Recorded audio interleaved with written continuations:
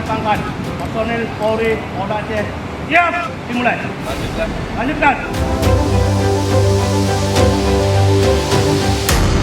Kelompok Tinggi Purnama Perlahan Ketiga PKC Komisaris Besar Polisi RP jumlah 2097 beserta 1 orang lainnya berdasarkan Keputusan Presiden Nomor 121 Polri tahun 2023 telah dinaikkan pangkat tingkat lebih tinggi dari Komisaris Besar Polisi dari Ekselon Komisaris Besar Polisi jadi Komisaris Besar Polisi terhitung tanggal 1 Januari 2024 dengan pangkat baru telah tertangkap. Laporan mulai.